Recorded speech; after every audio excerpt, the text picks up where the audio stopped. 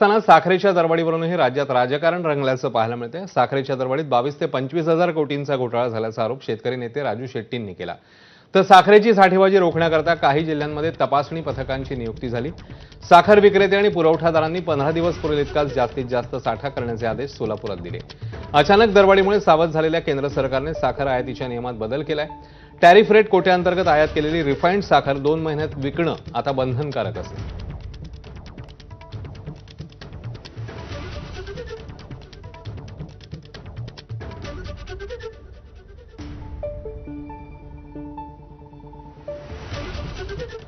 साखरेचे भाव वाढले तर आपल्याला 2-4 रुपये वाढून मिळाले तर तेवढंच आपल्या हातात लागणार आहे। पण या सगळ्या ज्या करामती, ज्या भानगडी ज्या लोकांनी केलेल्या आहेत त्यामुळं जवळपास 22 ते 25 हजार कोटी रुपयाचा घोटाळा त्याच्यामध्ये झालेला आहे। केंद्र सरकार, राज्य सरकार शेवटी त्यांना सगळ्या दोघांचं पण हित जपलं पाहिजे। शेवटी ग्राहक पण महत्त्वाचा आहे, शेतकरी पण महत्त्वाचा आहे आणि शेतकऱ्याला पण चांगल्या प्रकारचा बाजारभाव मिळाला पाहिजे। खरं तर शेतकऱ्यांच्या आम्ही केंद्रीय आपले मंत्री अमित शहा साहेबांना पण आम्ही त्यांना विनंती केलेली की जी साखरेचा जी किंमत आहे ती तो आपण त्या आधारभूत किंमतच त्याचं खरं तर MSP आपण म्हणतो त्याला, ती किंमत जर थोडी वाढवली तर निश्चित त्याचा शेतकऱ्यांना फायदा होईल।